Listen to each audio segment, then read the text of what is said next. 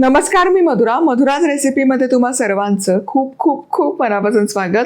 आपल्या महाराष्ट्रामध्ये आळूची वडी, कोथिंबीर वडी नुसतं नाव जरी काढलं ना तरी तोंडाला पाणी सुटतं.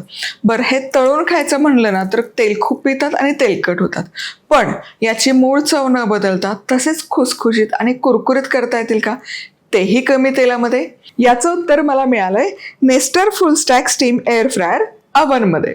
आज आपण याचा वापर करून करणार आहोत आळूची वडी आणि कोथिंबीर वडी, आणि याचा रिझल्ट बघून तुम्हीही आश्चर्यचकित व्हाल.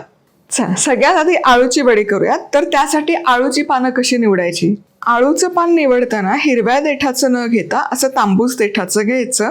हा आळू अजिबात खाजरा नसतो. ही सगळी पानं मी स्वच्छ धुवून घेतली आहेत.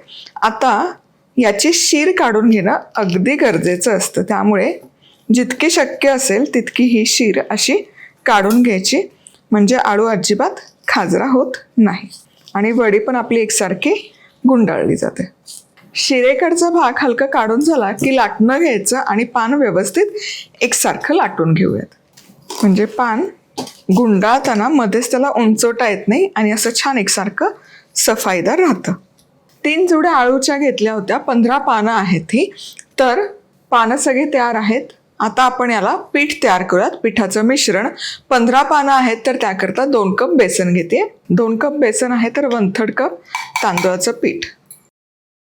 आणि बेसन चाळून घ्यायचं, म्हणजे काय होतं ना, ते छान एकसारखं मिसळलं जातं आणि त्याच्या गुठळ्या राहत नाही. बघा, बेसन चाळून घ्या, म्हणजे काय होतं, पाणी टाकलं की गुठळ्या मोडत बसायची गरज नाही पडत. चला, आता बेसन चाळून झालं. यामध्ये लाल तिखट, काही जण लसूण मिरचीचा ठेचा घालतात, पण मी शक्यतो नाही घालत. मी फक्त लाल तिखट घालते, थोडीशी हळद, हिंग, चवीपुरतं मीठ. हे मिसळायचं सुके जिन्नस. तर यामध्ये पाणी घालायचं. घट्टसरच पीठ आपल्याला करायचं आहे. 1 कप इथे मी पाण्याचा वापर केला आहे. हे चांगलं मिसळूयात. 1 कप पाणी आधी घातलं, आता आणखी पाव कप पाण्याचा वापर करूयात, म्हणजे या प्रमाणाला 1/2 कप पाणी बरोबर पुरे होतं. चला, आता बरोबर 1/2 कप पाणी, 2 कप बेसन, 1/3 कप तांदूळाचं पीठ, मसाले आणि बरोबर 1/2 कप पाणी. हे बघा, हे असं घट्टसर मिश्रण तयार केलं पाहिजे. अजिबात गुठळ्या झाला नाही बघा. आणि पाणी टाकलं की लगोलग मिसळून तयारही झालं आणि एकदम सिल्की स्मूथ झालं. बा, चला, आता आळूची वडी तयार करूयात. तर ही आळूची वडी करताना ना थोडंसं चिंचगुळाचा कोळ लावायचा. एकतर चव छान येते आणि दुसरी गोष्ट, ती खाजरी अजिबात होत नाही. त्यामुळे प्रत्येक पानावर असा कोळ लावायचा. काही जण पिठामध्येच मिसळतात, पण त्याच्यापेक्षा आहे ना याचा इफेक्ट जास्त पडतो, म्हणजे अजिबातच खाजरी होत नाही. तुम्ही जर काही असं आंबट सर पानालाच लावलं की त्याचा खाजरेपणा अगदीच निघूनच जातो. आता हे पीठ घालायचं, व्यवस्थित असं पसरवून घ्यायचं. आणि पीठ लावायला कंजूशी नका करू, कारण पीठ व्यवस्थित असेल तर मग त्याला पदरही छान सुटतात वडीला. आता दुसरं पान घ्यायचं, सेम प्रोसेस रिपीट करूयात. किमान 5 ते 6 पानांची अशी हे गुंडाळी किंवा रोल करून घ्यायचं. आता हे जे पान आहे, हे टोकाची बाजू आहे. ही टोकावर टोक ठेवायचं नाही, तर ते इंटरलॉक करायचं. म्हणजे आता हे पान उचलायचं आणि हे याच्यावर ठेवायचं. हे या प्रकारे करायचं. हे बघा, टोकावर टोक नाही आलं पाहिजे, त्याच्या विरुद्ध दिशेला आलं पाहिजे. आता पुढचं पान देखील ठेवताना एकतर सुलटं नाही ठेवायचं, उपडच ठेवायचं आणि विरुद्ध टोकाला ठेवायचं, म्हणजे याचा रोल छान होतो. आणि हे जे पीठ आपण लावतोय याच्यावर मध्ये मध्ये असे तिळही भुरभुरायचे, म्हणजे ते दिसायला छान दिसतात. वडी जेव्हा आपण कट करतो ना तेव्हा हे तीळ दिसायला छान दिसतात. पिठात मिसळले तरी चालतील, पण असं वर्ण थर दिला तर ते दिसायला खूपच सुरेख दिसतात. आणखी एक पान आणि यावर तीळ. मी शक्यतो 5 पानाचं एक गुंडाळी करते. चला, आता रोल करूयात. आता हे टोकाची बाजू व्यवस्थित गुंडाळून दुमडून घ्यायची आणि विरुद्ध दिशेची टोकं देखील एकसारखे दुमडून घ्यायची. हे झालं की बाजू पण दुमडायची आणि या बाजूने देखील दुमडून घ्यायचं. यावर थोडंसं पीठ लावायचं म्हणजे मग ते गुंडाळी सुटत नाही. आणि आता ह्याचा व्यवस्थित वळकुटी किंवा रोल करून घ्यायचा.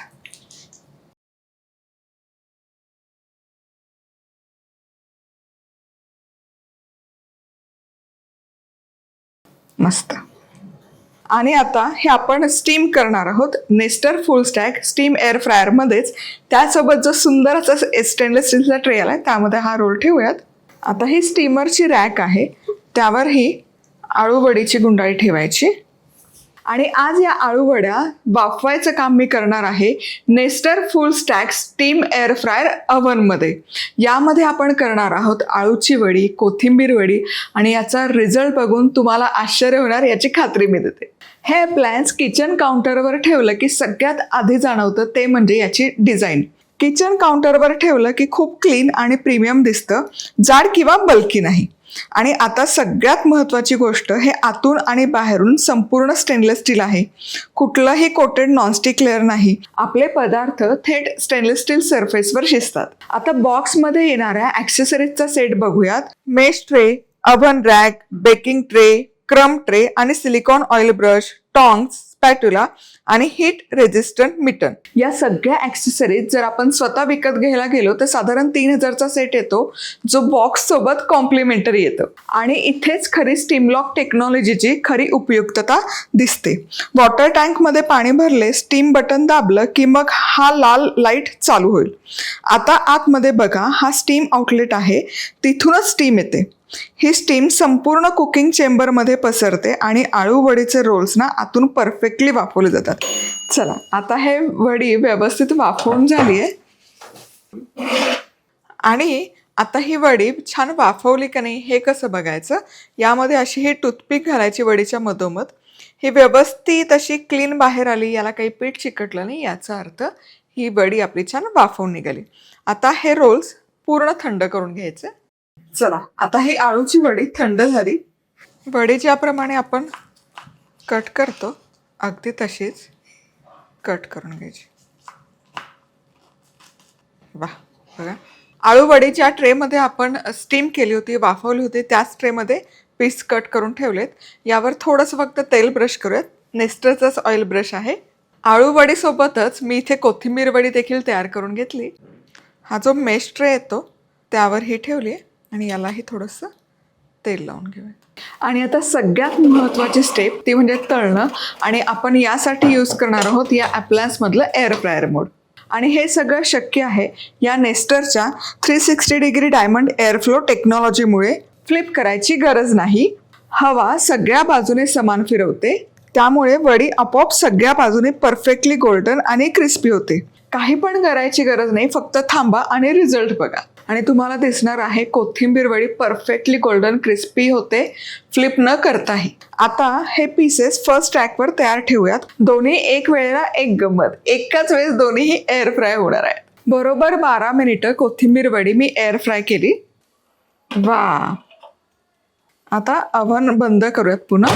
आणखी 3 मिनिटं आळूची वडी एअर फ्राय करण्यासाठी ठेवणार आहे. आळूची वडी देखील आता टोटल 15 मिनिटं बेक करून झाली. वा, रंग बघा काय सुरेख आला.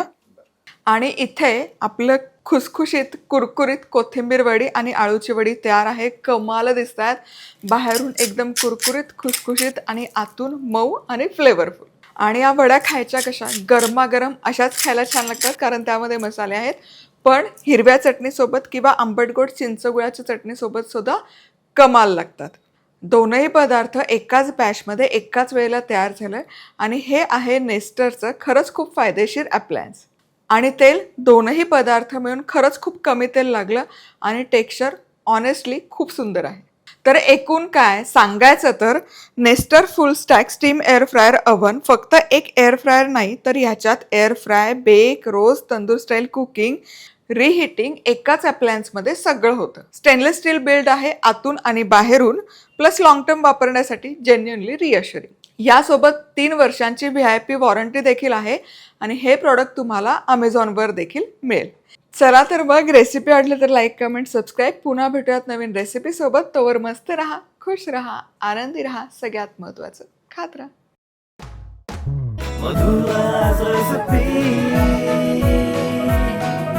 मधुराज रेसिपी, महाराष्ट्राची अस्सल चव.